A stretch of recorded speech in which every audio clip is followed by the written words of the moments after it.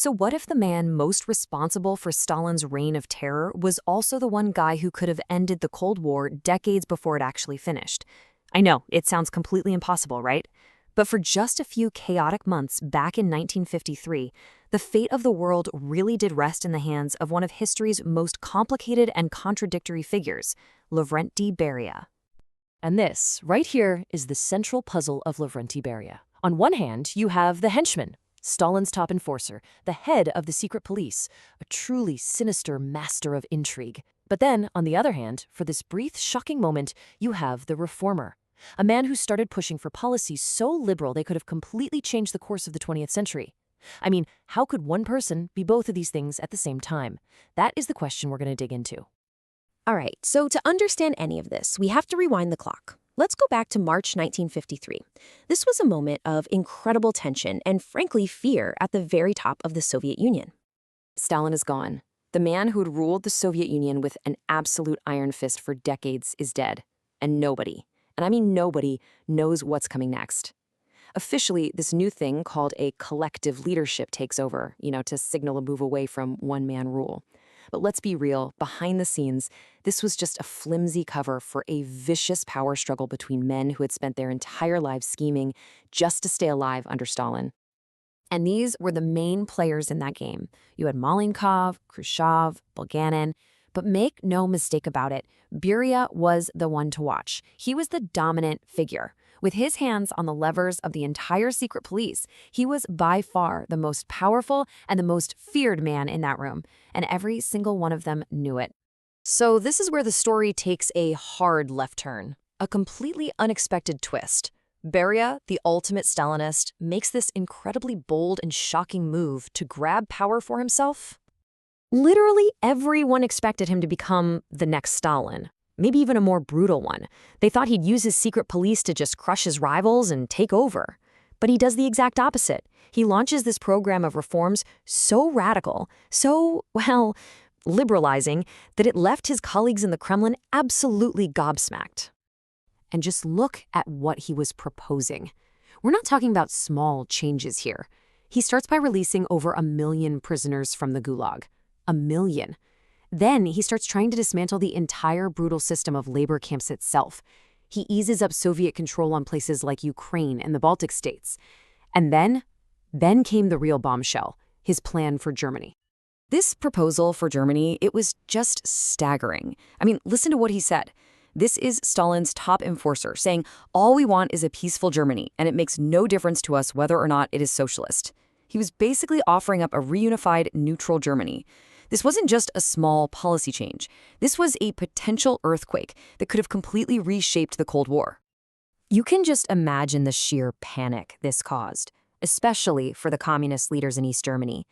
Their entire country, their power, it only existed because of the Cold War divide. And now, the most powerful man in Moscow is hinting that he might be willing to trade it all away. To them, this looked like nothing short of a total betrayal. But this incredibly audacious gamble was about to go horribly, horribly wrong. In fact, Beria's most ambitious reform would end up creating the very crisis that would destroy him. You see, the East German leader, this guy Walter Ulbricht, was a hardline, old-school Stalinist. When Moscow tells him to start implementing Beria's new, more relaxed policies, he basically drags his feet. Instead of easing up, he doubles down, pushing for longer working hours and jacking up prices on a population that was already pushed to the brink. And that was the spark that lit the fuse. It started with some construction workers in East Berlin protesting these new rules, but it just exploded from there. In a movement that was almost totally spontaneous, strikes and protests spread like wildfire across the entire country, and pretty soon, it was a full-blown uprising against the communist regime. The speed at which this all fell apart is just breathtaking. Okay, so Stalin dies in March. By the middle of June, East Germany is in flames. Then Soviet tanks roll in to crush the rebellion. And just a few days later, on June 26th, Beria, the guy whose policies led to all this chaos, is arrested. The window of opportunity didn't just close, it slammed shut. And the crackdown was absolutely brutal. In the aftermath, 25,000 people were arrested. 400 were executed. Any dream of a more liberalized East Germany died right there on the streets, crushed under the treads of Soviet tanks. So how did a crisis hundreds of miles away in Germany topple the most feared man in the entire Soviet Union? Well, back in Moscow, Beria's rivals saw their chance, and they did not hesitate to take it. That uprising was the perfect weapon for them. It delivered a fatal blow to Beria's authority. His rivals, especially Khrushchev, could now point to the chaos in Germany and say, See what happens when you abandon good old Stalinist policies? This is all Beria's fault. And here's the real kicker, the dramatic irony of it all. Beria had totally underestimated his opponents, especially Nikita Khrushchev, who he had apparently dismissed as a moon-faced idiot. So while Beria was busy dreaming up these grand reforms, that same idiot was quietly putting together a conspiracy with top army generals, just waiting for the right moment to strike. And on June 26th, the trap was sprung. During a meeting right there in the Kremlin, military officers burst in and arrested Beria. The master of intrigue, the man who had orchestrated countless arrests and executions himself, had been completely and utterly outmaneuvered.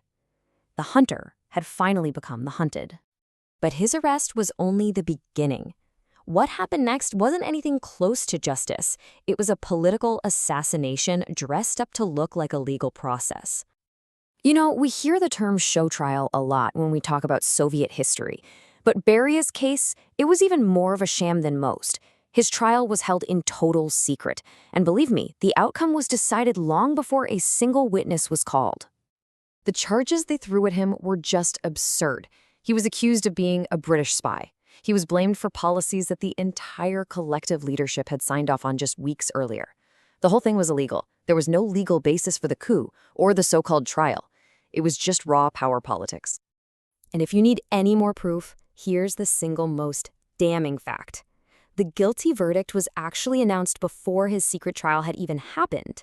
His fate was sealed the second those soldiers put him in handcuffs. Lavrentiy Beria was executed in December of 1953. His death got rid of the biggest obstacle in Nikita Khrushchev's way. Khrushchev came out of this coup with all this new authority, and it set him on the path to eventually becoming the undisputed leader of the Soviet Union. And that just brings us back to that huge lingering question. For 113 days, the most brutal enforcer of Stalinism acted like a liberal reformer. So what if he'd actually succeeded? Is it possible the Berlin Wall might never have been built? Could the Cold War have ended differently? Or sooner? We'll obviously never know for sure, but it remains one of the great what-ifs of modern history.